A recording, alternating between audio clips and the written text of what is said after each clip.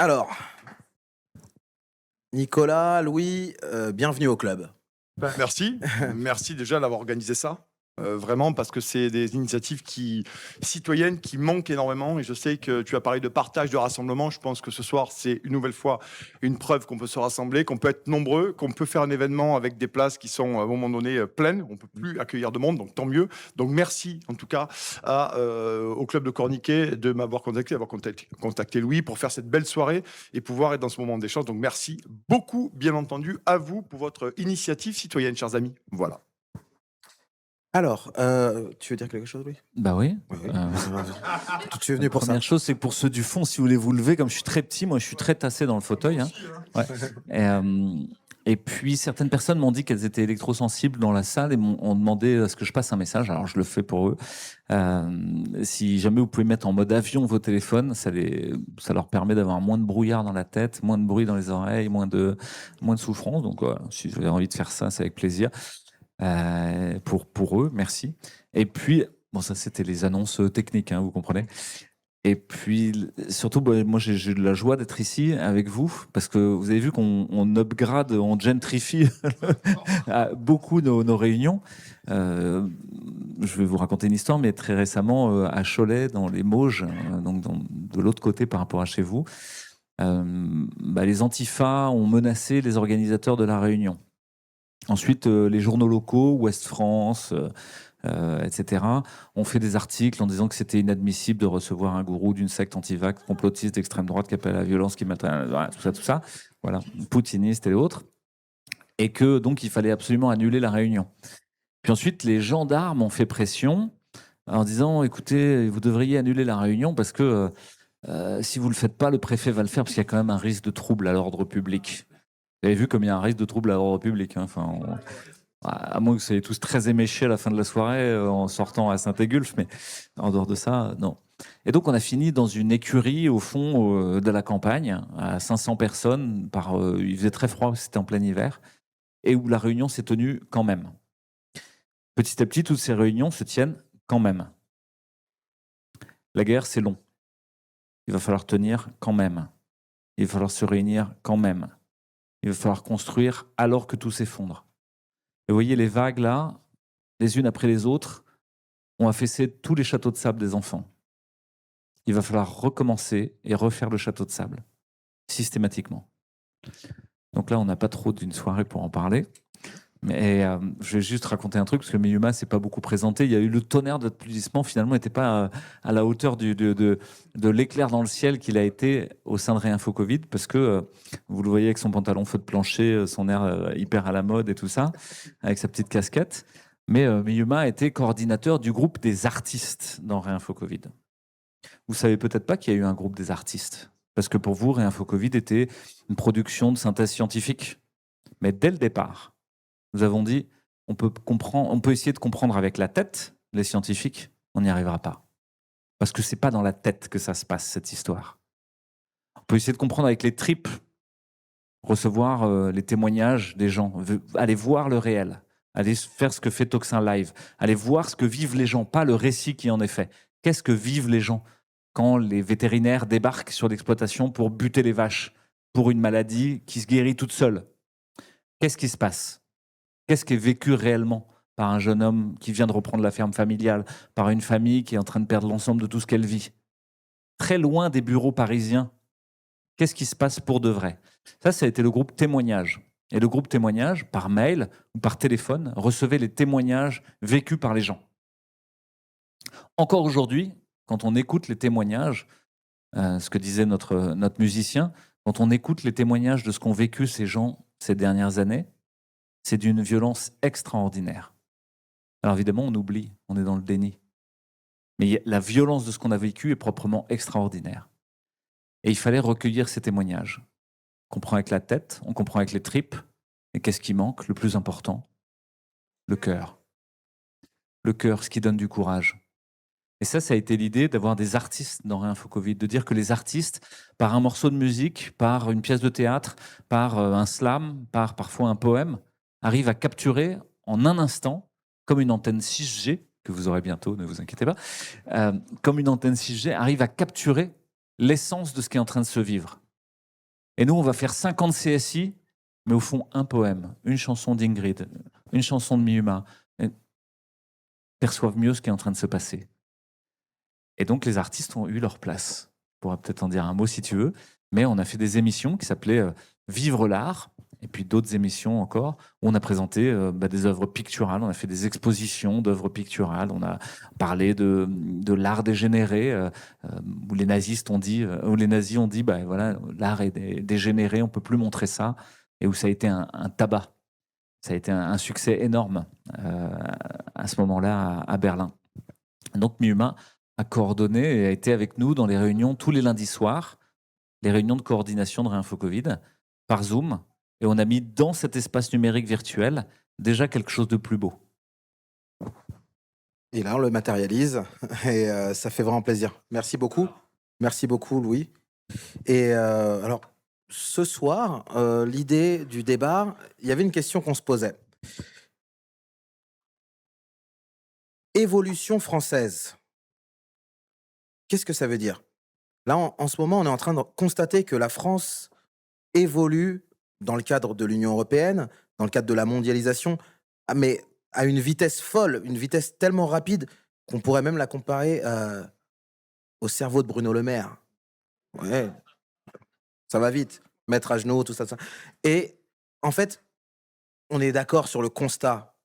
C'est un constat rapide qui pourrait tenir en 3 mots. C'est le foutoir. Très bien. Mais quelles sont les perspectives? En fait, selon vous, Nicolas, je vais te donner la parole.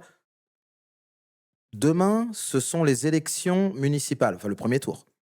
Heu, la question qu'on se pose, c'est: est-ce que la solution ne serait pas locale, en fait? Est-ce qu'on ne pourrait pas s'investir localement, investir des lieux, aussi bien au niveau écologique que politique? Alors, c'est une très bonne question. En tout cas, merci. J'ai oublié de vous remercier d'être là. Et bien sûr, Toxin diffuse en direct cette conférence. La question, elle est intéressante sur le plan local. Parce que la réalité, je vais immédiatement. Il y a des choses qui peuvent se faire au plan local. Bien entendu, en termes de solidarité, en termes d'entraide, des choses aussi qui peuvent éviter à beaucoup de gens de se noyer véritablement au local. Mais ce qu'il faut jamais oublier, et là, je m'en remets toujours à Jean Jaurès, c'est-à-dire que la nation est le dernier refuge du pauvre. C'est-à-dire qu'à un moment donné, dans une société, nous devons faire confiance à la nation. Je ne parle pas aux gens qui nous gouvernent.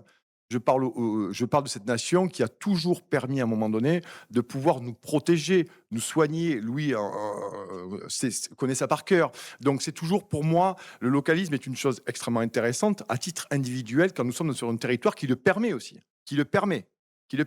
Mais je continue de penser que la nation doit rester à un moment donné la seule boussole qui doit nous animer.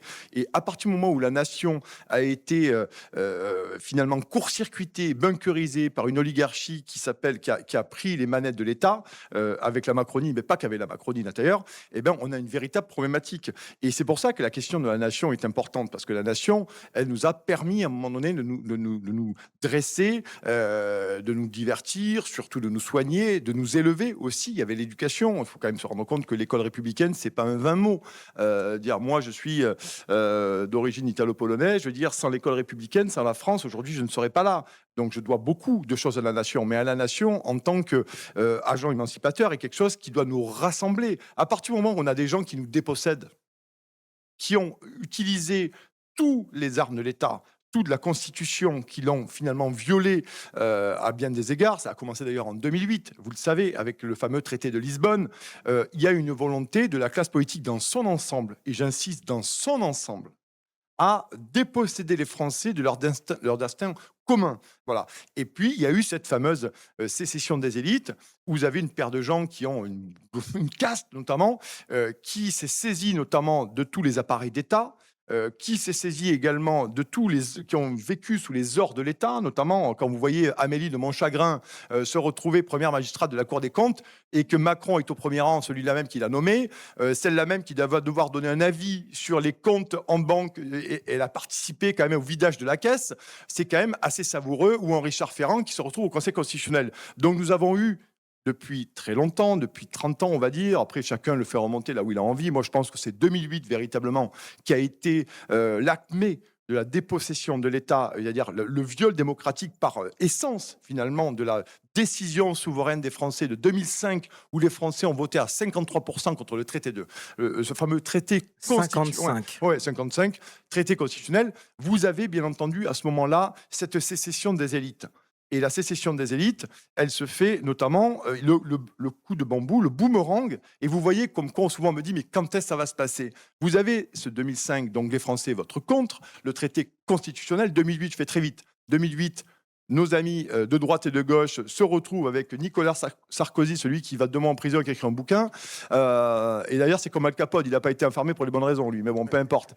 Et en fait, on se rend compte qu'à ce moment-là, la caste politique, même on va dire médiatique, économique, se dit, là, les Français, on va absolument plus du tout écouter ce qu'ils ont à nous dire, nous allons nous mener le chemin qui nous semble le mieux, c'est l'Union européenne, c'est la mondialisation, c'est le fédéralisme, c'est cette façon de déposséder les Français. Et qu'est-ce qui est arrivé en 2018? Les Gilets jaunes. Entre 2008 et 2018, alors je n'ai pas fait de grandes études de mathématiques, hein, mais entre 2008 et 2018, ça fait 10 ans.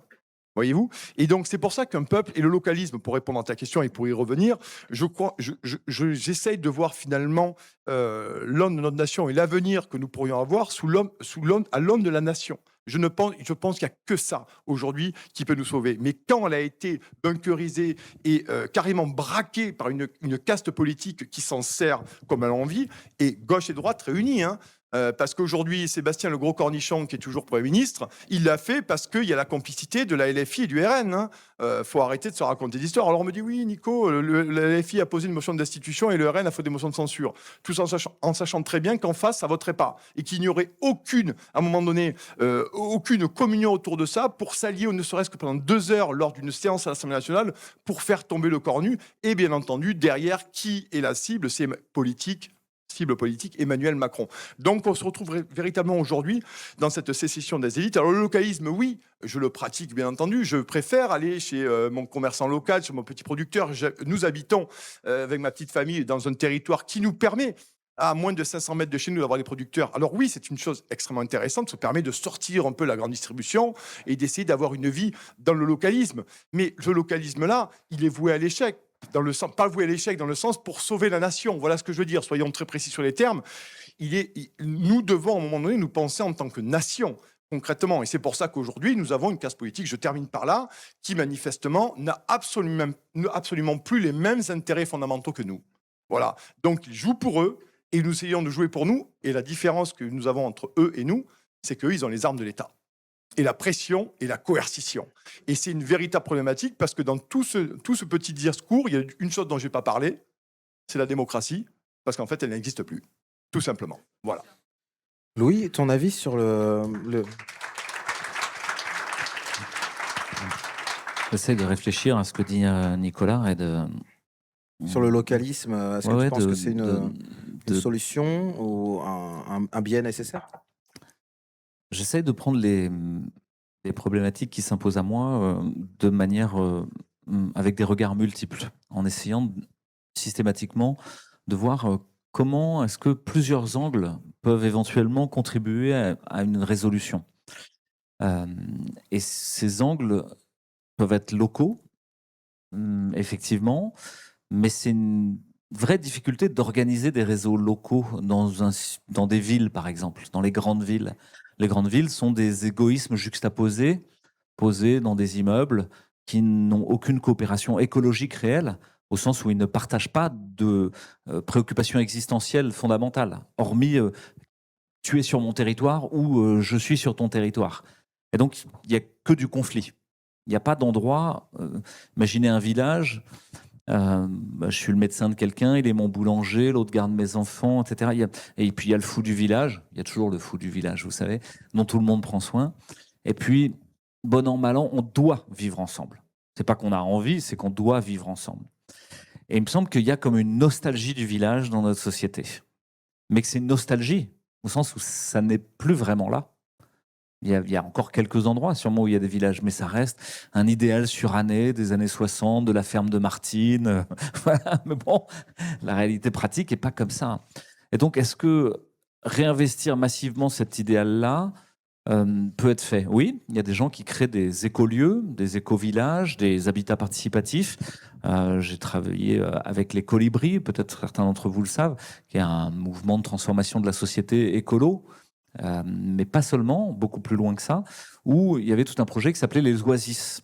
Et les Oasis, c'était est-ce qu'on peut réensemencer le territoire français de plus de 100, c'était le projet à l'époque, hein, maintenant il y en a beaucoup plus que 100, de 100 lieux d'habitat partagé. Et il va falloir qu'on réfléchisse sur qu'est-ce que c'est un habitat partagé. C'est un kolkhoz communiste où on a tous exactement la même chose et le même ticket de rationnement pendant que les mecs se gavent dans l'intelligentsia. Ouais, bof. C'est un kibbutz où, bon, on peut réfléchir au sens même des kibbutz. Qu'est-ce que ça pourrait être? Et on avait donné 5 invariants. Un premier invariant, c'est d'essayer de mutualiser ce qu'on pouvait mutualiser. La machine à laver, les espaces de jeu pour les enfants, et puis surtout de garder des lieux privés, des endroits intimes, parce que nous avons besoin d'intimité. Tout ne doit sûrement pas être collectivisé. Et de bien réfléchir à ces endroits intimes. Intéressant, parce que ce premier point, déjà, il soulève une question. Est-ce que vous écoutez Toxin ou Idriss Aberkan sous votre douche? Ou... Non, et là, il ne faut pas. Ça, c'est intime, c'est à vous. Il ne faut pas laisser Toxin. Mais Toxin et Idriss Aberkan, à la limite, si vous avez envie de les laisser rentrer dans votre douche. Mais Nicolas, si vous avez envie de les laisser rentrer dans votre douche. Mais sûrement pas Bruno Le Maire ou je ne sais pas qui. Voilà. Et donc là, il y a une nécessaire protection. Il y a à créer un espace sacré qui est protégé. Attendez, mais cet espace sacré, il existe déjà. Hein, c'est la famille. Mais la famille, elle a volé en éclats ces dernières années. Puis la famille, tout est fait pour la faire voler en éclats. L'aide sociale à l'enfance, la vaccination systématique des gamins, etc. On en discutait un peu avant. En permanence, des gens rentrent dans votre famille pour vous expliquer ce que vous devez faire. L'État rentre dans votre famille pour vous expliquer ce que vous devez faire. Je vais vous donner une anecdote un peu rigolote. Mes enfants ont été protégés de Walt Disney. Moi, je croyais. C'est-à-dire qu'ils n'ont jamais vu un Disney jusqu'à un âge avancé. Ils envoyaient après chez les grands-parents, chez d'autres. Ok, ça c'est le rôle des grands-parents. Mais nous, en tant que parents, niet. Puis un jour, je vois mes enfants rentrer en chantant l'air de la Reine des Neiges. Libéré, délivré. Ça m'allait bien, libéré, délivré. Moi, je suis d'accord avec ça. Hein. Mais je dis, mais d'où ça sort? D'où ça sort? Vous voyez que les influences, petit à petit, sont multiples, font que même votre noyau sacré, lui-même, est sujet à des influences extérieures. Mais vous-même, est-ce que vous avez ce noyau sacré-là? Ou est-ce que vous êtes sans cesse pris par le vent de la guerre en Ukraine, la guerre en Iran, la guerre en truc, oula, le Covid, le machin? Est-ce qu'il y a un endroit où vous pouvez rester debout sur le moyeu? Tout bouge, mais vous restez stable. Ça, pour moi, c'est un des points fondamentaux. Premier invariant, qu'est-ce que je mutualise? Qu'est-ce que je garde pour moi? Deuxième invariant, essayer d'être en éco-construction, etc. On était quand même des écolos. Est-ce qu'on peut faire mieux? Là, c'est intéressant ce deuxième point. Aujourd'hui, vous êtes sommé soit d'être climato-sceptique et dire bon, c'est de la foutaise toutes leurs histoires de climat. Je suis d'accord avec ça. Je pense que c'est de la foutaise. Ou alors d'être alarmiste et de dire on va tous crever parce que la Terre est en train d'être détruite. Il y a un entre-deux, encore une fois. Peut-être que effectivement notre monde est pourri de plastique, pourri de pesticides, de perturbateurs endocriniens, de saloperies qui sont dans l'eau, dans la terre, dans l'air qu'on respire. Ça, c'est une réalité. Hein, et il y a des choses à y faire. Mais ce n'est pas une histoire de CO2 de degrés Celsius. Ce n'est pas une histoire d'éoliennes géantes qui sont sur toutes les montagnes tout autour. Bientôt, on va vous en mettre sur Roquebrune. Hein, histoire de bien casser l'énergie du truc. Ce n'est pas la bonne histoire. Donc, ok, troisième invariant. Est-ce qu'on a réfléchi à... Il y avait le projet immobilier, ok. Mais est-ce qu'on a réfléchi à comment on partage le pouvoir? Comment on décide entre nous? Comment on interagit entre nous? Ça renvoie à quelque chose que mon ami Thomas Dansbourg disait souvent, c'est tu ne peux pas vouloir la paix là-devant si tu ne l'as pas là-dedans. Tu ne peux pas vouloir qu'au niveau du gouvernement, etc., tout ne soit pas corrompu si à l'échelle municipale ou à l'échelle même de ton clan, vous êtes déjà dans des magouilles permanentes, des conflits d'intérêts, des délais d'initiés, etc. Or, on est tous quand même plus ou moins dans ce truc-là. Et si j'obtenais un passe-droit pour la cantine? Et si pour inscrire mon enfant à telle école, etc. D'accord, là, c'est pareil. Est-ce qu'il y a un entre-deux à trouver? Et puis, un dernier point, c'est d'emblée, comment est-ce que ces groupes qui vont se réunir, qui vont vivre ensemble, qui vont partager des choses, sont ouverts sur le monde extérieur? Parce que s'ils n'ont pas prévu ça, ils peuvent devenir une secte. Ils peuvent se refermer sur eux-mêmes. Ils peuvent ne même plus écouter ce que disent les autres, ne même plus regarder ce que vivent les autres. Être à l'intérieur de leur monde et dire mais c'est comme ça et pas autrement. Mais ça aussi, c'est intéressant ce point-là. On est dans un monde qui devient sectaire. Les mêmes qui nous accusent, qui accusent qu'on soit des dérives sectaires, sont en train de devenir sectaires. Ton enfant est vacciné? Attendez, on cherche son prénom là. On se calme? On discute de ce qu'on aimerait mettre dans le berceau ou la fée Carabosse est déjà là? Et vous voyez que cette question de l'ouverture sur le monde extérieur, pour nous, c'était très prosaïque. Ça veut dire, même si vous êtes une communauté monastique, comment vous faites pour partager avec les autres? Ça, c'est une vraie question. Comment nous, on va faire pour partager avec les autres? Parce qu'on peut faire tout le localisme qu'on veut. Hein. Vous allez pouvoir faire des réseaux au sein de Info Covid, Solaris, Bon Sens, etc. Échanger. Mais à un moment, le monde extérieur existe. C'est ce que ne comprend pas l'Union européenne aujourd'hui. L'Union européenne est une secte. Elle pense que sa vision du monde est la seule. Et vous vous souvenez de ce moment très étonnant de l'ouverture des Jeux Olympiques? Cérémonie où les gens de Paris disent « Non mais personne ne comprend rien, on est en train de déconstruire l'art, c'est formidable, on a... » Et vous avez les Chinois qui coupent l'émission en temps réel. Un certain nombre de pays, je ne les connais pas, mais qui ont dit « Ouais, stop, on ne parle pas de sport là, on ne parle pas d'amitié entre les peuples, on ne parle pas de paix. » On est en train de suivre le délire des LGBT parisiens dégénérés, quoi. Et là, vous vous dites, mais ces gens-là sont enfermés dans leur propre monde. Et toute la question pour moi va être plutôt autour de comment on réouvre des portes de diplomatie. Pas comment on s'enferme dans un localisme autosatisfait. Je finis avec ça, après je vous rends la parole. L'échelle locale est très intéressante et elle doit être réinvestie. À notre échelle, à un moment, on avait rêvé de faire une monnaie au sein des groupes Réinfo Covid, tellement les groupes étaient denses et au niveau sociologique, tellement on cassait les codes habituels. Peut-être vous avez remarqué dans les groupes que vous avez, ou dans les manifs où vous avez été le samedi, vous avez discuté avec des gens avec qui vous auriez jamais discuté avant. Et où votre parcours de vie, normalement, devait faire que vous ne discutiez jamais avec ces gens-là. Et nous, on a des chefs de service de cardiologie avec des éboueurs. On a des directeurs d'hôpitaux avec des gens qui font de la médecine traditionnelle chinoise. On a des slammeurs africano-franco, je sais pas quoi. Franco, je sais pas quoi, c'est très très juste. Juste franco. Qui vont avec Eric Scarbarou qui reprend des standards du rock américain des années 70. Et un qui est avec la langue française et un autre qui chante en anglais. Enfin, bref, des choses, a priori, ils vont se dire, mais ça ne doit pas se rencontrer, quoi. Et pourtant, ça s'est rencontré. À un moment, on a rêvé de faire une monnaie. La veille où je devais lancer ce truc-là, je rêve que je suis assassiné. Ça m'arrive un cauchemar plutôt, hein, c'est pas vraiment un rêve. Ça m'arrive pas tous les jours. Et je me dis, bon, attends que ça vienne de la base. Ne lance pas le mouvement. Ça sert à rien. Et donc, il faut que ça émerge de la base. Dernier mot.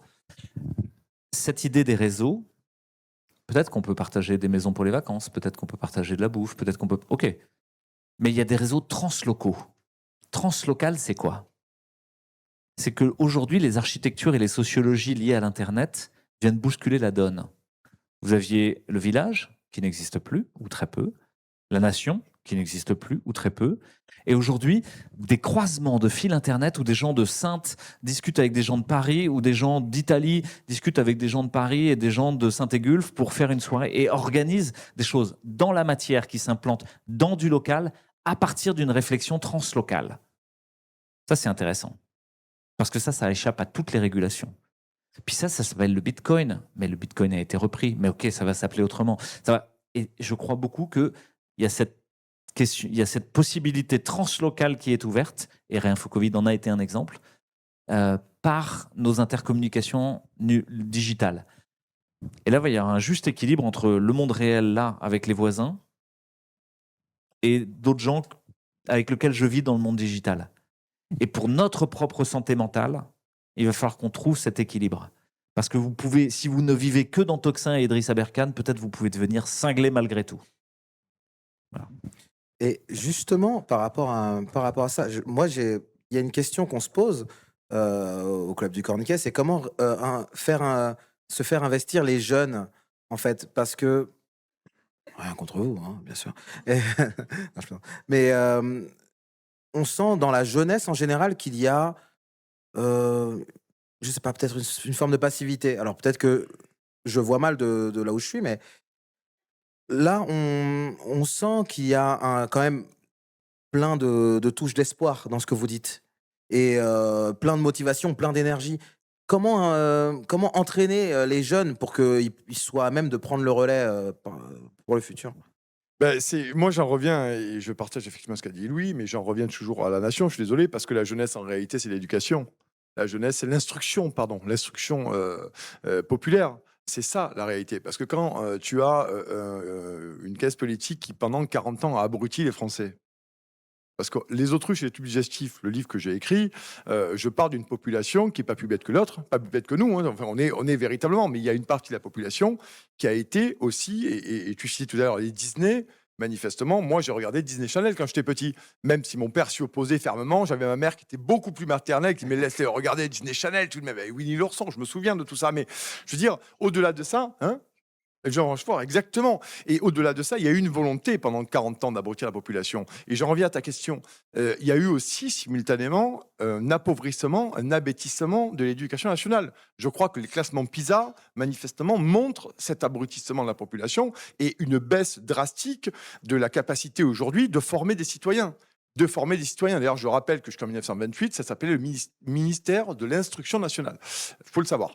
Et à partir de là, la jeunesse, c'est un problème national. C'est-à-dire que quand tu permets déjà, d'une part, et je suis d'accord avec lui, très clairement, arrêter de rentrer dans les familles dès le plus jeune âge, juste plus jeune, arrêter de rentrer dans les familles, mais plutôt permettre aux familles qui, culturellement, sont plutôt défavorisées parce qu'elles n'ont pas un environnement culturel, au contraire, refaire l'école républicaine et de mettre en situation, en perspective, des gamins qui sont capacités après de devenir des véritables citoyens à part entière, là, tu as un vrai projet. Mais ce projet-là, il a été détruit. Donc la question des jeunes, quand je dis, on me dit, il faut interdire les réseaux sociaux pour les moins de 15 ans.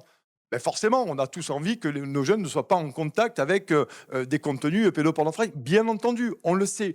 Mais en contrepartie, on a abruti ces jeunes par toute une série, par l'éducation nationale, par aussi une propagande dans les écoles qui est absolument hallucinante. Hallucinante. Moi, j'ai des échos, j'ai des nièces et des neveux. On y apprend des trucs, mais on est très, très loin de l'instruction. On est très loin de l'instruction. Donc, on le sait qu'à un moment donné, tout régime totalitaire ou pré-totalitaire a toujours voulu mettre la main sur la jeunesse. Très clairement. Et c'est comme ça que vous rentrez de plein fer. Et quand vous rentrez dans une jeunesse, finalement, avec, quand on vous fait la leçon à des gamins qui parlent un araméen prépubère et qui sont incapables d'épeler leur prénom, par contre, qui sont capables de vous dire que la dosette de café, il faut la mettre dans cette poubelle et pas dans l'autre, manifestement, le travail de sape intellectuel, il a réussi. Il a réussi. Et quand, et bien entendu, avec cet abrutissement généralisé de la population, alors tout le monde, bien sûr, si vous êtes là, c'est que vous n'avez pas été victime, mais une nouvelle fois, c'est pas une question d'intelligence. C'est-à-dire qu'on a, pendant 30 ans, ces gens-là ont fait tout pour que les gens deviennent des consommateurs. Et le consommateur, en fait, il ne se pose pas de questions. Le consommateur, il consomme. Le consommateur, sa carte de crédit est en fait son seul bulletin de vote. Il va consommer chez les grandes marques, dans la distribution, parce que tout est une espèce d'hédonisme dans lequel vous devenez une espèce d'atome fluide qui n'a plus aucune conscience d'apparaître, de faire partie, pardon, d'une communauté nationale dans laquelle il est très urgent de pouvoir regarder vers le même sens et surtout de pouvoir s'émanciper par l'instruction, littéralement. Et c'est pour ça qu'aujourd'hui, on a ce problème de jeunes, et on le voit bien. On a des jeunes qui vraiment, la dernière fois, je lisais un article, vous l'avez lu, des gamins, des ados qui savent même plus lire l'heure sur une montre. Non, mais moi, je veux bien.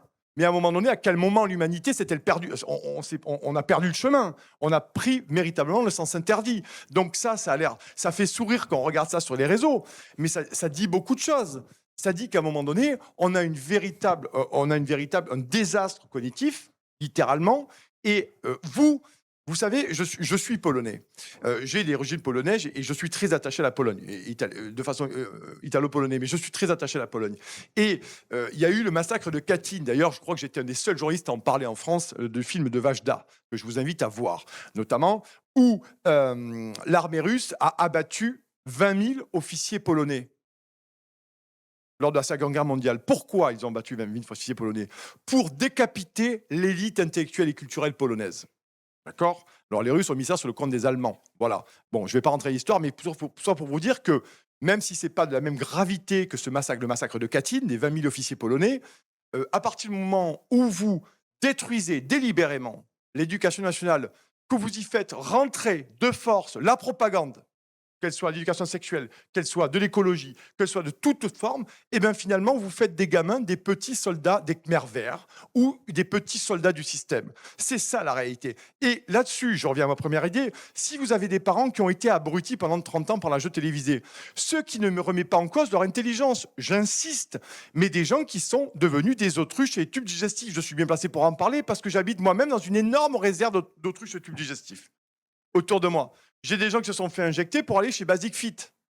Non mais vous l'avez connu aussi, je veux dire, à un moment donné, il y a eu une régression et le Covid nous a montré que nous avons vécu la régression intellectuelle et culturelle de gens qui ne se posaient pas la question de savoir à titre collectif ce que ça allait impliquer pour les années à venir, ce qu'allait impliquer pour notre nation et ce que ça allait impliquer pour nos libertés individuelles, collectives et fondamentales. Et c'est en ce sens que le Covid a été très révélateur d'une population où une partie de la population, mais malheureusement majoritaire, où un pouvoir est rentré dedans comme dans du beurre.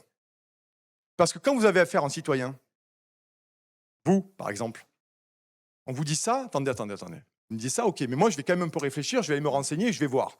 Et vous êtes beaucoup moins apte à baisser le regard. C'est d'ailleurs le livre que j'ai écrit pour mon fils récemment. J'essaye d'expliquer à quel moment il ne faut pas baisser le regard, à quel moment il ne faut pas poser un genou à terre.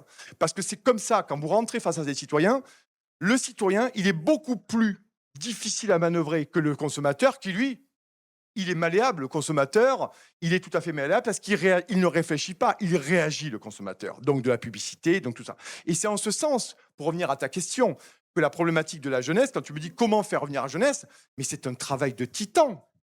C'est un travail de titan. Nous habitons avec ma petite famille sur le trajet d'un collège. Je suis effaré, scandalisé de voir ces grappes de gamins qui ont 12, 13, 14 ans, qui sont 4 ou 5 de front sur les trottoirs et qui sont tous plongés, noyés dans leur téléphone portable. Mais vous imaginez bien qu'à un moment donné, comment vous voulez faire nation avec des gens comme ça? Je ne dis pas qu'ils sont pour rien, les gamins, parce qu'il y a un rouleau compresseur qui est derrière. Mais ça pose la question, que vont faire ces gamins dans 10 ans? Quand vous avez un pouvoir qui leur triture le cerveau, qui leur concasse le cerveau avec des débilités et qui, bien sûr, les sacrifie sur l'autel de l'idéologie de la propagande. C'est une réalité. Et le problème aussi, c'est que quand vous avez une population comme ça majoritaire, et on l'a vu pendant le Covid, elle n'est pas en capacité de réfléchir, donc de réagir. Et ça a été intéressant pendant le Covid, ça c'est mon analyse que j'ai faite, notamment dans Lettres aux autruches digestives, c'est-à-dire qu'à un moment donné, vous avez une population qui s'est laissée berner parce que c'était Basic Fit, le Morito fraise de vendredi soir, et sans le pass, on ne pouvait pas y aller, donc il fallait le faire. Et elle s'est laissée entraîner, et le pouvoir donc a usé de coercition avec les forces de l'ordre, on connaît beaucoup là-dessus, mais surtout, son atout majeur, c'était cette partie de la population qui s'est fait injecter. Là, je ne fais pas le procès injection. Chacun fait bien ce qu'il veut. Mais le pouvoir s'est appuyé sur eux pour se retourner contre l'autre partie de la population. Et c'est ce qu'ont fait tous les pouvoirs totalitaires, notamment dans le pays de l'Est, que je connais bien, parce que j'ai beaucoup étudié les pays de l'Est. Et la réalité, c'est que vous aviez toujours un commissaire ou un citoyen milicien politique dans chaque bâtiment qui venait dénoncer celui qui, à un moment donné, aurait médit contre le parti en place. Et cette façon de faire a montré de façon éclatante que quand vous avez abruti une majorité de la population, eh bien entendu, vous pouvez faire à peu près ce que vous voulez parce que ces gens n'ont aucune connaissance déjà du passé. Dans le présent, ils vivent au jour le jour, donc ils ne peuvent pas concevoir l'avenir. Et concevoir l'avenir, c'est tous ensemble, c'est la nation. Et je suis désolé, je reviens là-dessus, parce que c'est comme ça qu'une nation se défend contre n'importe quel gouvernement totalitaire ou pré-totalitaire qui veut, à un moment donné, la faire régresser culturellement et la faire régresser intellectuellement. Et je termine par là. J'ai vu une vidéo de Quotidien, peu importe, je me fous de Quotidien, mais il y avait une vidéo notamment, un journaliste de Quotidien est allé hier ou avant-hier montrer une carte du Moyen-Orient à une paire de députés européens, et notamment l'émérite de Benjamin Haddad, qui n'a pas su placer l'Iran sur une carte. Et ces gens, alors que c'est pas faute que ça fasse 2 semaines ou 3 semaines que la carte de l'Iran, moi je l'ai même dans mon frigo, j'ai l'impression. Mais vraiment, donc vous voyez que là aussi, et je finis par là parce que sinon ce serait trop long, mais que là aussi, cette élite abâtardie, et je reprends le général de Gaulle qui disait il y a une forte d'élite abâtardie, qui n'a pas la trime nationale en plus, finalement, on se rend compte que l'abrutissement généralisé de la population se retrouve. Et le problème, c'est que nous sommes dirigés par ces gens-là. Voilà. Et que nous avons cette partie de la population aussi, dont j'ai longuement parlé, qui finalement, comme l'oisillon, ouvre la bouche en grand. Et maintenant, la question qui se pose, c'est à un moment donné, quand est-ce vont-ils prendre conscience de la situation ?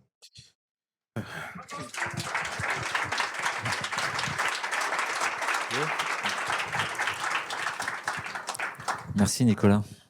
Ça te met en colère un peu. Ah ouais, mais toujours en colère. Sinon, c'est que je suis malade, alors si je suis pas en colère. Ouais, c'est ça. Hein. Attention aux artères. Hein. Ouais, je sais. Ouais.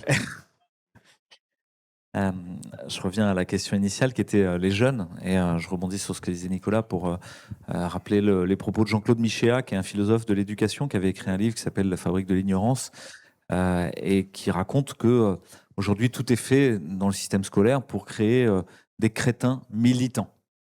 Des crétins, des gens qui n'ont pas de possibilité de comprendre le monde, mais militants. C'est-à-dire qu'on leur a mis des mots d'ordre dans la tête, des grandes causes, des grands thèmes, des grandes choses comme ça. Effectivement, quand vous n'avez pas d'intériorité, quand il n'y a pas de vie spirituelle, pas d'appartenance, pas d'enracinement, vous avez tendance à prendre la première cape qui passe pour avoir l'impression d'être un super-héros. Sur cette cape, peut y avoir marqué « je suis pro-vaccin », peut y avoir marqué « je suis pro-Ukraine », peut y avoir marqué « je suis pro ce que vous voulez ». Et vous prenez un drapeau et vous vous drapez dans ce drapeau pour essayer d'avoir une contenance. Mais il y a beaucoup de gens qui ont la même chose dans des générations plus élevées que les jeunes aujourd'hui, qui ont des drapeaux autour du cerveau, qui sont les mots qu'ils ont appris dans leurs études. Et si je compare les jeunes d'aujourd'hui aux moyens vieux de maintenant, de ma génération, j'ai vu qu'au sein des médecins, des soignants, des gens parmi les plus diplômés, on pourrait dire, qui ont passé des années et des années à apprendre des choses, t'es pas loin d'être des crétins militants. Et que ça faisait partie de ces gens qu'on peut appeler instruits au-delà de leur intelligence. C'est-à-dire où les mots qu'ils ont assimilés ont remplacé leur gros bon sens, leur instinct de survie, leur vision animale des choses. Ce qui fait qu'à la fin, ils discutent de R0 et des grandes épidémies. Et ils sont même plus capables de regarder le réel dans la rue autour d'eux. Ils sont même plus capables. On leur dit il faut absolument t'injecter ça. C'est Bill Gates, un bienfaiteur de l'humanité. C'est Albert Bourla avec Pfizer, des bienfaiteurs de l'humanité. C'est Emmanuel Macron qui a toujours veillé sur vous. Et ça tilte pas. Ah ouais, le gouvernement veut mon bien. Ah bon ? Et il va finir par l'avoir. Et j'ai vu, voilà, exactement. On veut ton bien et on l'aura. Ça, c'est la devise de ceux qui nous gouvernent. Hein. Ton bien, vous comprenez. Hein. T'es bien. Ça veut dire quoi ? Je ne suis pas sûr que ça ait changé fondamentalement. Par contre, je vois cet appauvrissement du langage progressivement aboutir à une espèce de sabir où chaque mot introduit par les médias prend de plus en plus de place. Wesh, wesh. Comment c'est déjà Wesh frérot. Ouais, non, je sais pas. Enfin, il y en a plein des expressions qui viennent de manière un peu systématique. Moi, j'en ai plein, si tu veux. Ouais. Et qui ont remplacé la capacité d'articuler le langage. Donc, pour moi, la question des mots est extrêmement importante. Et beaucoup de gens nous ont dit, pendant le Covid, à Nicolas, comme à moi, comme à d'autres, merci, vous avez mis des mots sur des choses qu'on avait ressenties intuitivement. Vous avez permis de donner une forme à quelque chose qui était là. Mais c'était là intuitivement. Et là, c'est là où je vais peut-être introduire une nuance, en tout cas. Je vois que sur le Prado, à Marseille, il y a des jeunes, ils font des roues arrière de 250 mètres en tongs et short. Ça, c'est interdit. Hein. C'est interdit. Parce que maintenant, vous savez, tout est bien régulé, même à Marseille. Hein.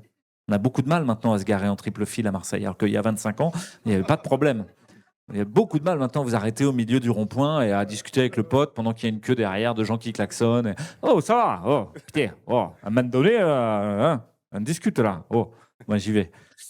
Et non, maintenant ça devient très difficile. Ça devient une ville policée, de plus en plus parisianisée. À tel point que le préfet décide même si vous avez le droit d'aller dans les calanques. 2 jours avant, il vous dit rouge, orange, jaune, vert, en fonction du danger. Je vais marcher dans les calanques, quoi. Danger faible, quoi. Enfin, pour moi, en tout cas, voilà. Donc, et il vous donne l'autorisation ou non. Donc, petit à petit, je vois que même les bons citoyens sont rendus délinquants. Et là encore, il y a une sorte de nostalgie de la liberté, de nostalgie de la nation, de nostalgie de plein de choses. Mais je vais vous raconter une autre histoire, c'est que dans ma famille, il y a des pieds noirs. Et les gens de ma génération qui n'ont jamais connu l'Algérie parlent avec l'accent pied noir beaucoup plus encore que leurs parents. Comme s'ils étaient obligés de recomposer une sorte d'appartenance fantasmée. Aujourd'hui, vous voyez des générations de jeunes identitaires qui surjouent une appartenance fantasmée à une France éternelle. Attendez, la France, c'est un paillasson ethnique depuis toujours.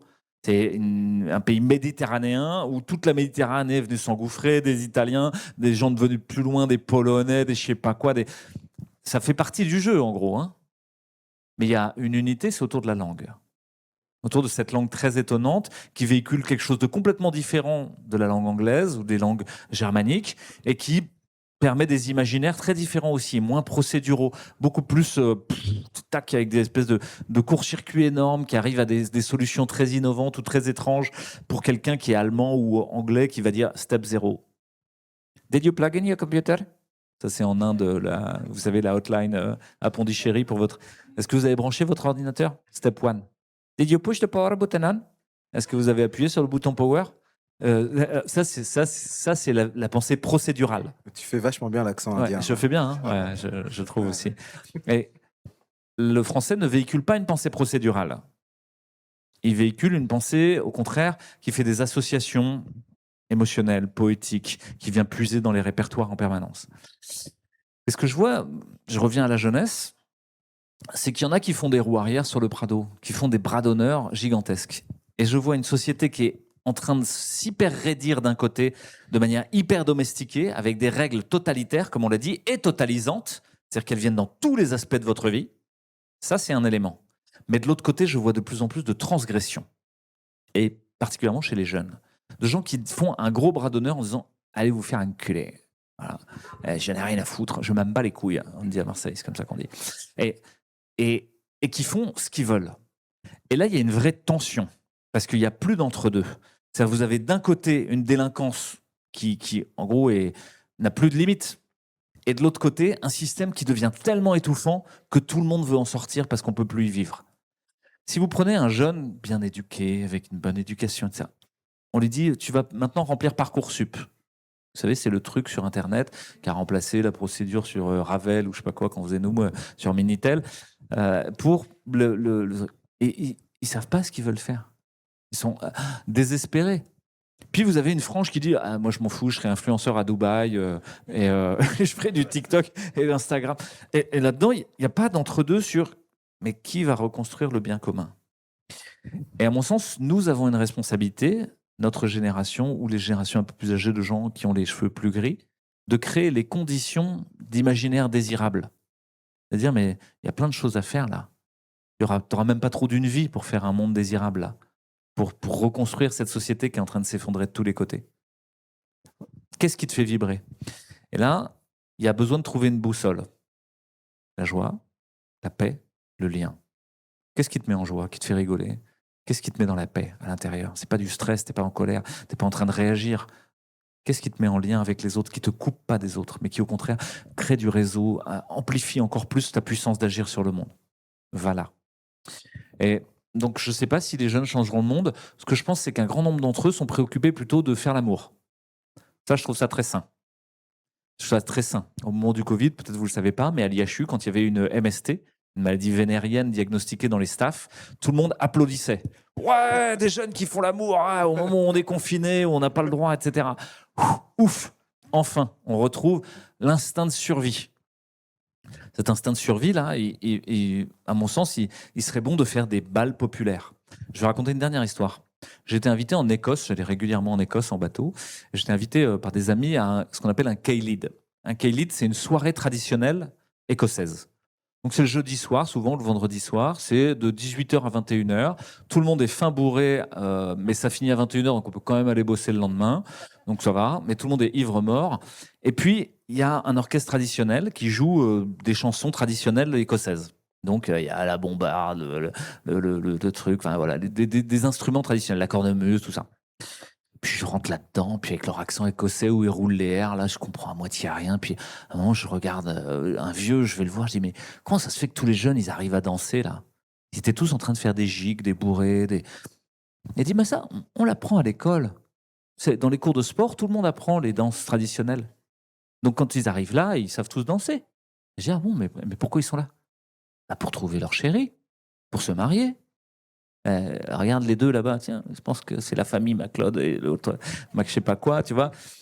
Euh, et vous avez les personnes âgées, les enfants qui jouent et qui passent son truc. Derrière, là, vous auriez des gamins en train de courir et de jouer à chat ou je sais pas quoi, ou à cache-cache.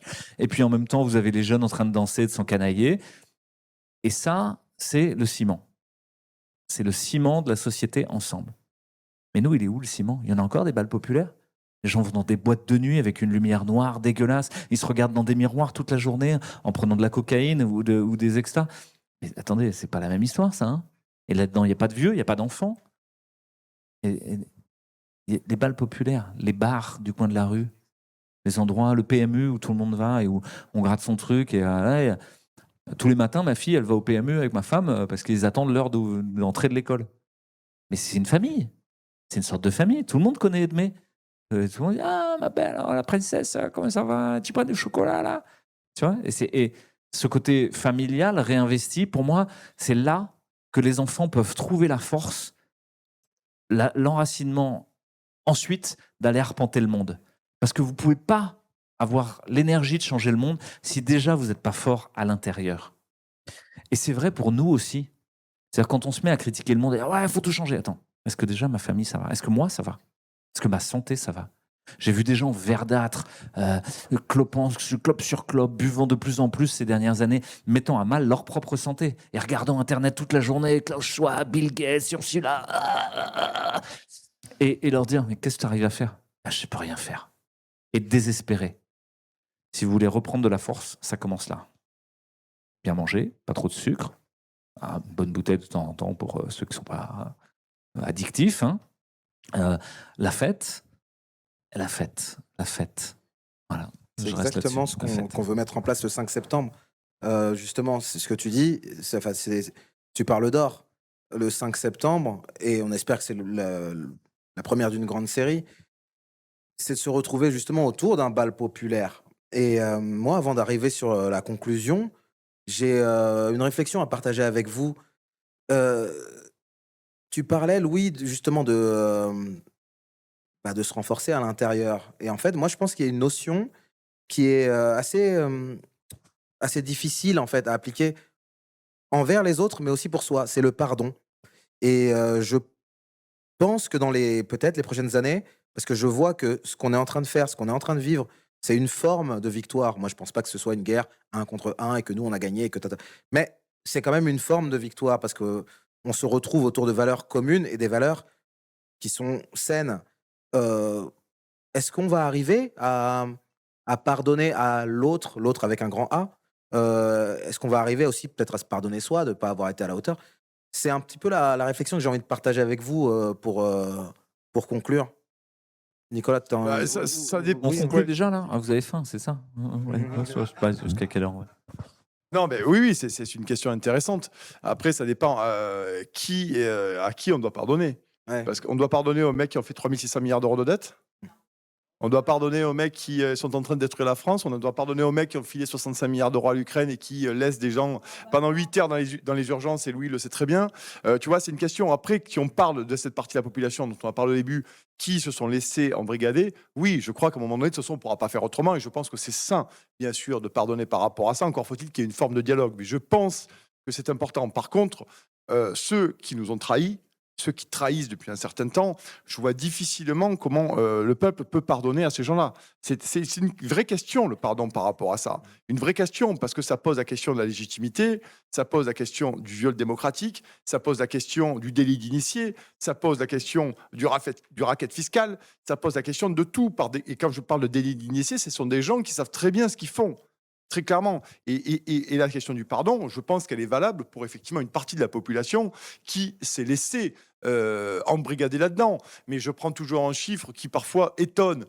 En 42 en France, il y avait 45 millions de Français peut-être, ou 43, je crois, à vérifier, mais dans cet ordre-là. Il y avait le nombre de résistants qui étaient français, c'était à peu près estimé, pardon, c'était 7000 résistants. Donc vous voyez qu'à partir de ce moment-là, dans une proportion de la population, c'est quand même assez petit. Mais le pardon, oui, nous devons à un moment donné pouvoir discuter avec les gens parce qu'il est possible à un moment donné de s'être trompé. Mais le pardon pour une case finalement qui nous a trahis, là, c'est plus problématique. Des gens qui nous ont poursuivis, des gens qui rentrent dans nos familles, des gens qui à un moment donné ont cette tentation totalitaire, des gens qui à un moment donné font sur les médias sociaux ou des gens comme Louis ou d'autres qui nous traquent un peu partout parce que c'est une réalité dans ce pays. Il faut quand même avoir conscience. Moi, plusieurs fois, on me dit mais Nico, on est en démocratie dans ce pays. Il n'y a pas les miradors, il n'y a pas les chiens loups. Mais entre la Corée du Nord et la meilleure démocratie du monde, il y a un entre-deux qui manifestement on part plus vers la Corée du Nord que vers une démocratie idéale, parce que c'est une espèce de totalitarisme soft qui ne dit pas son nom. Et bien entendu, quand je répète très vite, dans une population où tu rentres comme dans du beurre, eh ben, le totalitarisme, ça ne veut absolument rien dire. Parce que si le totalitarisme ne rentre pas chez toi, parce que tu estimes que la politique ne t'intéresse pas et que la politique ne viendra pas jusqu'à chez toi pour te martyriser, bien entendu, c'est compliqué. À la différence que quand le litre de sang sera à 4,50 €, là, manifestement, on aura un véritable problème pour les gens qui n'ont pas voulu comprendre. Donc le pardon, oui, mais une nouvelle fois, il faut au niveau, à l'échelle d'une société, vous aurez toujours des gens qui ne voudront pas ouvrir les yeux. C'est compliqué. Moi, dans mon petit village, et j'aime beaucoup ta description du café parce que je suis dans un village où il y a un café, vraiment un cœur de village. Il y a des gens qui me disent, bon, ils savent ce que je fais dans la vie, mais ils me disent, Nico, moi, je veux rester positif. Je t'écoute pas parce que je veux rester positif. Mais j'aime beaucoup. Les gens dont je parle, je les aime beaucoup. Mais qu'est-ce que tu veux dire à ça? Est-ce que je peux leur en vouloir?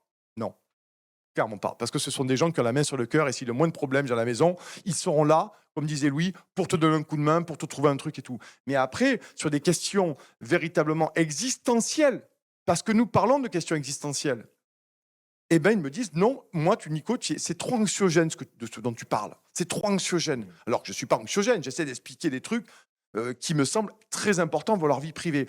Et dans ce cas-là, oui, là, je leur pardonne. Parce que ce sont des gens qui me font du bien et ce sont des gens bons. Ce sont des gens bons. Et la description de Louis, Bayonne ou elle de est pas exacte. Comment?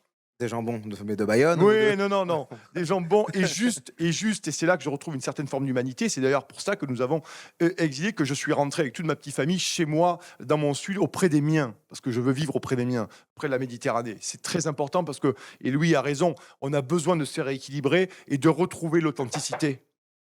Voilà, ça c'est pas important. Mais pour ceux, par contre, qui nous ont mis la tête dedans, là, c'est une vraie réflexion. Alors, on dira qu'il y a la démocratie, on dira qu'il y a les élections, on dira qu'on peut changer, on dira qu'il y a l'alternance. Et Michéa a parlé notamment d'alternance unique. Hein, bien entendu, on y est en plein dedans.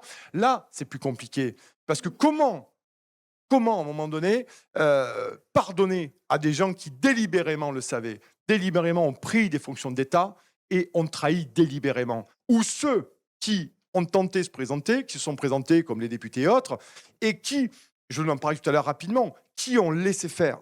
Qui ont laissé faire. Quel député l'a ramené pendant la crise Covid?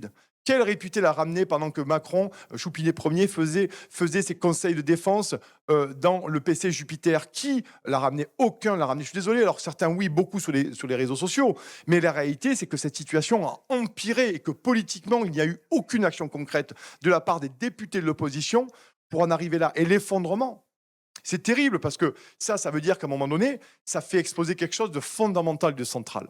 Ça fait exploser le contrat social que nous avons, véritablement, avec les gens avec qui sont censés prendre des décisions pour nous, à qui nous léguons notre décision et qui sont censés, pour nous, prendre les meilleures décisions pour nous protéger et nous assurer un avenir meilleur, littéralement, et assurer, bien entendu, notre sécurité et surtout notre sérénité. Et là, il y a une vraie fracture. Parce que ça veut dire quoi? Ça veut dire qu'il n'y a plus de représentation nationale? Ça veut dire qu'il n'y a plus d'espoir politique? Ça veut dire quoi? Ça veut dire qu'il n'y a plus de légitimité? Ça veut dire que les éléments constitutifs de la Ve République avec une démocratie parlementaire ne fonctionnent plus à cause d'intérêts de caste et surtout d'intérêts politiques, de groupes parlementaires qui ne réagissent finalement qu'au bureau national qui leur dit de quoi voter. Alors je suis très politique parce que je trouve que c'est véritablement très effrayant, parce qu'à un moment donné, quand un pays, parce que la France aujourd'hui roule sur les jantes, hein. Elle roule sur les jantes, il n'y a plus de corps intermédiaire. Regardez les syndicats, d'ailleurs il y a une affaire sur la CGT, le canard en Chine cette semaine, c'est absolument dingue. Peu importe, c'est pas beaucoup mes copains d'ailleurs. Mais et le parlementaire, les représentations de la nation, quelles que soient nos opinions politiques dans cette salle, véritablement, est-ce qu'on peut dire qu'aujourd'hui, les représentants de la nation sont en capacité de s'opposer à un pouvoir absolument délictuel, complètement, avec quelqu'un qui fait à peu près ce qu'il veut? Quand on nomme Richard Ferrand Conseil constitutionnel ou Amélie de Montchagrin, notamment première magistrate de la Cour des comptes, qui pendant 28 ans, tranquillou bilou, elle va se farter, elle va se dorer la biscotte, hein, je suis désolé de le dire. Et je prends des exemples récents, mais véritablement, c'est un délitement total de ce qui a fait notre contrat social, ce qui a fait le fait que nous acceptions de donner, de léguer la souveraineté, ou du moins notre pouvoir décisionnel d'électeurs et de citoyens surtout, de citoyens, à ce que ces gens travaillent pour le bien commun, à ce que ces gens nous protègent, à ce que ces gens nous protègent du délire totalitaire de la Commission européenne et de l'Union européenne, à ce que ces gens nous protègent de la mondialisation. Parce que ce qui se passe aujourd'hui en Iran et ce qui nous touche directement, et pas que l'Iran, parce que ça fait un moment, c'est l'exposition immédiate, la fracture immédiate, la faiblesse inouïe de ces gens qui nous ont imposé la mondialisation et qui détruisent des millions d'emplois, qui appauvrissent énormément de gens, où on privatise tout. C'est ça. Et là, à un moment donné, la question, est-ce qu'on peut pardonner à ces gens? Véritablement, est-ce qu'on peut leur pardonner? Franchement, la question, elle est vraiment très, très compliquée à répondre, même si on a une partie de la réponse. Mais c'est grave de répondre non. Parce que ça veut dire qu'à un moment donné, vers où on va? On a peut-être atteint un point de non-retour. Ben, c'est la question. Et moi, je pose la question et la réponse m'effraie, bien entendu. Parce que je pense qu'on est dans une situation gravissime, gravissime économiquement, mais gravissime parce qu'on a perdu une stabilité totalement démocratique dans laquelle il n'y a plus personne finalement en haut du pouvoir pour nous protéger. Et ça, c'est terrible. Et c'est fait donc l'abstention, ça fait tout ça.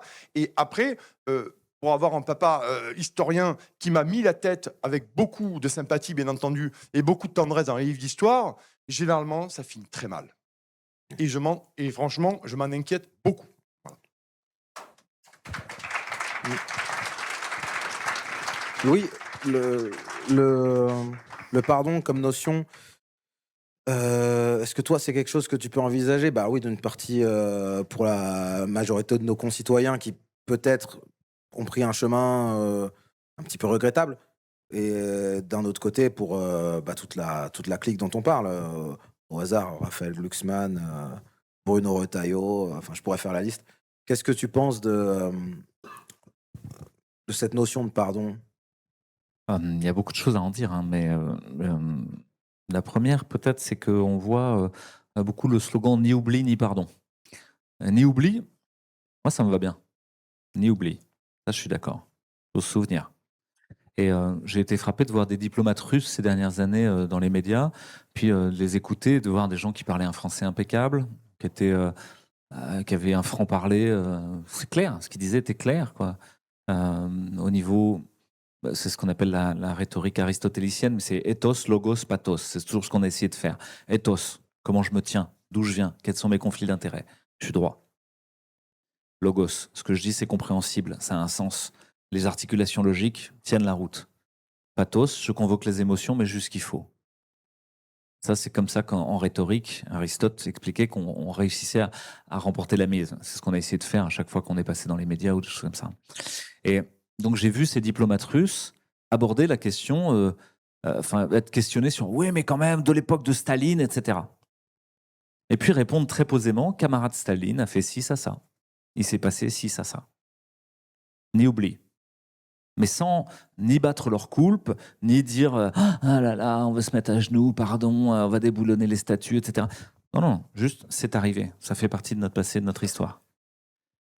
Et donc, arriver à se réconcilier avec quelque chose qui nous est arrivé et que ce soit encore vivant, que ce soit ni dans le déni, ni célébré comme un traumatisme de manière récurrente. C'est intéressant parce que est-ce qu'on peut faire comme ces diplomates russes qui sont tellement forts qu'à la fin, au bout d'une heure et demie, ils disent bon, je préfère quand même être russe, quoi, ou, vu ce qui se passe dans mon pays. Et est-ce que on serait capable de regarder le Covid pas comme un traumatisme? C'est intéressant parce qu'en thérapie cognitivo-comportementale, quand on parle d'un trauma, vous savez qu'il se réinvite tout seul parce qu'on doit le métaboliser. Donc vous allez avoir des cauchemars où il va venir dans votre quotidien. Vous êtes en train de discuter de tout et de rien, puis d'un coup quelqu'un parle de son père. Ah, j'ai été violé par mon père. Bam, la charge émotionnelle revient intacte. Ah, vous vous retrouvez à genoux, etc. Le passé modifie le présent. Alors que normalement c'est l'inverse. Le présent modifie le passé. C'est étrange ce que je viens de vous dire. Si vous me racontez votre week-end, vous n'allez pas le raconter pareil qu'à votre meilleur ami ou qu'à quelqu'un à votre boulot. Le présent modifie le passé. Quand le passé modifie le présent, c'est un traumatisme. Et donc, si vous répétez le Covid exactement de la même manière, ou si vous répétez de la même manière, c'est un trauma. Comment on guérit d'un trauma? Quand on arrive à dissocier les émotions des faits, et quand on arrive à re-raconter dans la complexité. C'est-à-dire dire, est-ce que je pourrais raconter d'autres éléments du Covid? Ouais, les groupes qui ont fait des cafés clandestins, des bars associatifs, les mecs qui ont fait des faux passes, les gens qui ont rempli les rigolades qu'on a eues, les moments où on a chanté dans la rue, Eric qui a fait des concerts dans la rue, etc. On peut raconter ça aussi, parce que ça fait aussi partie de l'histoire. Et aussi dire, tiens, c'est ambigu parce que je n'ai jamais autant créé que dans cette période-là. J'ai été stimulé à choisir. Pour de vrai, je dois choisir. Donc la période qu'on vit, elle nous pousse à choisir. Et là, c'est intéressant parce que dans cette histoire de pardon, il y a toujours l'idée que c'est l'autre, c'est la faute de l'autre. Ça fait combien d'années qu'on laisse filer le pouvoir? Ça fait combien d'années qu'on s'y désintéresse? Il y a des gens qui ont reproché à la génération des baby-boomers d'avoir eu une cuillère en argent dans la bouche. Et moi, je pense qu'il ne faut pas diviser les générations. C'est une mauvaise idée. Il ne faut pas diviser. C'est le travail du diable, ça. Donc il faut essayer de réconcilier au contraire. Mais effectivement, on pourrait dire que les gens nés après 47 ont un peu laissé faire, quoi. Hein, on fait confiance, il y a le général, il y a Pompon, il y a je sais pas quoi. Attendez, Pompidou, il vous extorquait la banque, hein, etc. Ça n'a pas arrêté. Donc ce qu'on découvre aujourd'hui, c'est un dévoilement, mais ça a toujours été là. Quand vous lisez des textes du 19e et même du 18e, des Epstein en miniature, il y en avait déjà. Epstein, il rôde le truc à une échelle grandiose avec Israël et tout ce que vous voulez, mais ça existait déjà. Donc, les compromates, la pédocriminalité, etc. Donc, là, on le voit en plein phare.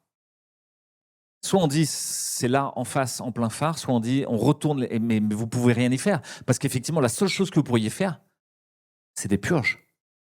C'est d'aller les buter. Mais là, on est sur antenne. C'est impossible de dire ça. Vous ne pouvez pas le faire. Vous n'avez pas le droit de le faire. Que ça arrive à un moment, ça c'est une autre histoire. Que ça arrive. Que dans les jeunes qui font des roues arrière, dans le sauvage qui est en train d'émerger partout, dans ce surdomestiqué, le sauvage est en train de faire éruption. Je vais prendre des exemples pour vous faire comprendre cette histoire de sauvage et de domestiqué. Dans les montagnes, aujourd'hui, il y a des loups. Les loups mangent les moutons. Les moutons sont domestiqués, ils sont dans des trucs. C'est un vrai problème. Puis vous avez les écologues qui défendent les loups, et puis les éleveurs qui disent merde, on nous bouffe nos trucs, et puis entre les deux, le système qui donne des primes, qui machin. Mais attendez, il y a un problème systémique là. Il y a l'éruption du sauvage dans le domestique. Quand vous avez des jeunes avec des kalachnikovs qui descendent en centre-ville et qui se font tous les Gucci, les Chanel, etc., en défonçant tout, c'est le sauvage qui fait irruption dans le surdomestiqué. Ce schème-là que je suis en train de vous décrire, il est en train d'arriver dans nos sociétés à plein pot. Le sauvage va faire irruption de manière massive. Personne n'a dit que c'était confortable. Hein. Personne n'a dit que ça allait se passer velours. Ce que tu crains peut arriver. Et si vous regardez les laboratoires qui ont déjà été mis en place, je donne un exemple, Haïti.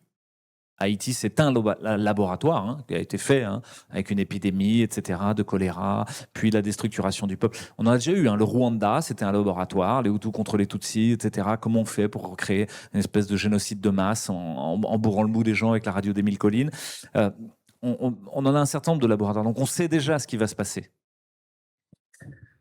Ok, donc là, il va falloir beaucoup de pardon, il va falloir créer des liens, des porosités, des diplomaties en permanence, être celui qui est le diplomate. Je vais travailler avec toi, je vais t'écouter. Ok, toi, droitard, intégriste, toi, migrant, toi, gauchiste, qui me parle de l'écologie. Il va falloir qu'on se parle d'une manière ou d'une autre. Et là, on a vraiment un rôle à jouer. C'est d'être les diplomates, puis de renverser les choses, dire quand ça déconne en face, c'est que c'est à moi de le faire. Je vous donne un exemple. Pendant le Covid, j'étais devant mon écran, puis je regardais, je voyais des trains qui emmenaient des malades ventilés à travers la France, dans une autre région. C'est quoi ces conneries, quoi? Vieille tradition française. Jamais on fait ça. Jamais on fait ça. C'est délirant. Ça n'a aucun sens.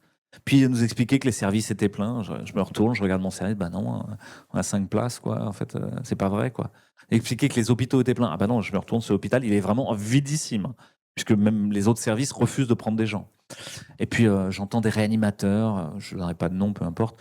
Oui, c'est terrible, on va tous mourir, c'est une épidémie. Non, c'est pas vrai. C'est une des maladies les plus faciles qu'on ait eu à soigner en termes de taux de létalité, etc. Et je me dis, mais il n'y en a pas un qui va parler, qui va ouvrir sa gueule, là? Premier jour, je le dis comme ça. Le 20e jour, quand on va reconfiner, mettre des masques aux enfants, nous mettre des masques dans la rue, je fais putain, il n'y en a pas un qui va parler, merde! Pardon, hein, c'était pour juste vous faire ressentir l'émotion de l'époque. C'est pas pour vous faire frémir. Hein. Mais j'en étais à ce stade de colère-là. Et au bout d'un moment, j'entends une voix qui dit « s'il n'y a personne qui parle, c'est toi qui dois le faire. Mets-toi en chemin. » Je ne sais pas par où commencer, je ne sais pas comment prendre les choses, je ne sais pas même comment parler publiquement, j'ai jamais été dans un seul média, etc. Sauf que j'ai entendu cette voix qui d'un coup m'apaise et dit « arrête de reprocher aux autres ce que tu ne fais pas, fais-le. » Là, il y a plein de choses. Hein. Vous pouvez reprocher au maire de ne pas faire ce qu'il faut à Nice. Prenez le pouvoir. Vous pouvez reprocher de ne pas avoir la bonne monnaie. Changez de monnaie, créez des bitcoins, allez sur tel truc, prenez de l'Ethereum, faites une monnaie locale, etc. Vous pouvez reprocher de ne pas avoir de bouffe correcte dans votre Leclerc qui fait venir du cornet de bif de l'autre bout du monde dans le Mercosur.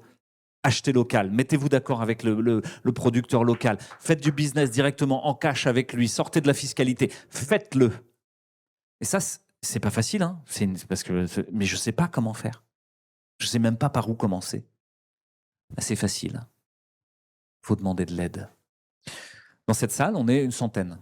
Vous connaissez le principe de la loi de Linux? Linus Torvald développe GitHub en préparatoire à ce qui s'appelle après Linux, qui était une alternative à la saloperie de Bill Gates. Ah bah les choses se recoupent. Microsoft. Ok. Donc, il ne sait pas comment faire, il ne sait pas comment coder le truc. Et il crée GitHub, qui est un endroit coopératif où les gens peuvent lire les programmes et les débugger. Débugger, ça veut dire corriger les erreurs. C'est très long, c'est très fastidieux. Et puis vous, quand vous avez écrit le programme, c'est très dur de voir vos propres erreurs. Et donc, il interconnecte 100 personnes. Et il se rend compte qu'avec ces 100 personnes, quand il y en a un qui a un problème, il y en a au moins un qui a le début d'une idée et d'une solution. C'est-à-dire que dans cette salle, s'il y en a un qui veut faire un bal populaire pour les jeunes, pour leur permettre d'aller danser les danses traditionnelles occitanes ou provençales ou de l'arrière-pays niçois ou italienne, il y en a au moins un qui a le début de comment faire. Et ça, c'est incroyable, parce qu'on l'a vécu de manière pragmatique, c'est pas théorique ce que je vous dis, dans Réinfo Covid. Pensez que c'est Fouché qui a fait Réinfo Covid? Non, pas du tout. Fouché, il a envoyé une lettre à tous ses collègues en disant « je comprends rien à ce qui se passe, j'ai besoin d'en parler, j'ai besoin d'aide ». C'est ça que j'ai fait, c'est tout. C'est la seule chose. Accepter de demander de l'aide. Mais vous pensez que dans les gens qu'on doit pardonner, il y en a plein qui perçoivent que ça ne va pas, qui ont pas avec les mêmes mots que nous, pas de la même façon, pas en désignant les mêmes responsables, mais qui sentent bien que tout est en train de s'étioler, que là, tout leur file entre les doigts, que toutes les structures institutionnelles sont malades. Et si on revenait sur chacun des problèmes qui sont posés, on ne cherche pas à comprendre si c'est Davos, Bill Gates, Epstein, etc., Ursula. Non, là, on prend ça et puis on demande de l'aide autour.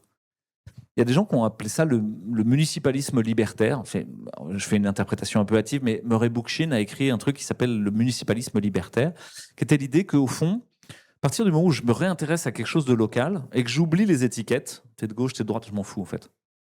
Parce que si tu es un peu plus de droite, un peu plus conservateur, peut-être tu vas m'aider à ce que l'Église, elle reste là. Si tu es un peu plus de gauche et que tu es un peu rêveur, peut-être que tu vas m'aider à ce qu'il y ait des jeunes qui viennent faire de la permaculture et qui font des trucs très innovants et très étonnants. Et peut-être qu'à la fin, les deux regards sont très intéressants et sont complémentaires plutôt qu'être antagonistes. Bah là, à mon sens, une partie du pardon, c'est ça, c'est accepter que le regard même de ceux qui sont à l'intérieur du système est complémentaire d'une autre. Il n'est pas antagoniste. Si vous prenez les gens qui n'ont pas regardé le Covid et que vous posez la question pourquoi, c'était une sorte d'instinct de survie. Comme tu l'as dit, hein, c'est trop anxiogène, moi. Moi, ma famille vole en éclats. Non, je veux pas voir, en fait.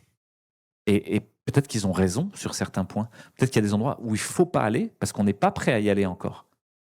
Il y a une histoire d'initiation là-dedans. C'est initiatique. Vous arrivez à la fin à la pédocriminalité sataniste, c'est ça, quand vous avez franchi un certain nombre d'étapes, hein, et quand vous pouvez y faire quelque chose. Parce que si vous pouvez rien y faire, ça sert à rien. Hein. Mais là, vous pouvez déjà faire une chose là-dessus. Prendre soin de vos enfants et de vos petits-enfants. Merci beaucoup. Vraiment, sincèrement, je voudrais vraiment vous remercier, Nicolas et Louis, pour votre disponibilité, pour avoir accepté l'invitation du Club du Corniquet. Voilà, pour résumer un peu ce que vous avez dit, nous, c'est vrai que à la base, on est personne, quoi. On est voilà, 3 amis, comme je disais au départ, qui se réunissent autour d'un verre. Bon, qu'est-ce qu'on fait? Rien. Bah si, on peut faire quelque chose, je sais pas. Voilà, et ça part comme ça. Alors on pourrait dire que là, on est quelque part, on a abouti, on est nulle part, ça peu importe, mais en guise de mot de la fin, parce qu'on va passer à table, et on est ravis d'ailleurs de vous avoir à manger avec nous. Il n'y a pas un McDo à côté? Non, mais je sais pas. Mais où est cet homme? Faut pas hésiter. Allez-y, ça me fait tellement de bien. Normalement, les mariés, enfin Nicolas et moi, on n'est pas mariés, enfin, mais, ça pourrait venir, mais on passe aux tables, etc. Hein, Voilà. ouais. Donc, on va pouvoir prolonger aussi la discussion avec tout le monde parce que le placement est libre. Voilà. Et puis à la fin aussi, à la fin de la soirée, vous allez aussi pouvoir éventuellement, peut-être, voilà, il y a vous avez 2-3 bouquins à disposition, peut-être faire une ou 2 signatures, vous nous direz. Et voilà, je voudrais vraiment, vraiment vous remercier. Je pense que la discussion n'est pas finie, mais on est vraiment ravis de faire, bah, de permettre ça et de permettre cet échange avec tout le monde et vraiment, une fois de plus, au nom du Club du Corniquet, bienvenue au club. Merci beaucoup. Bonne soirée, bon appétit et mettez-vous bien. Merci beaucoup. Merci. Merci Miuma, merci Merci Miuma. à ceux qui Merci à toute organisent. l'équipe, merci beaucoup. Merci à vous. À ceux du fond, hein, vous. Ouais. À table.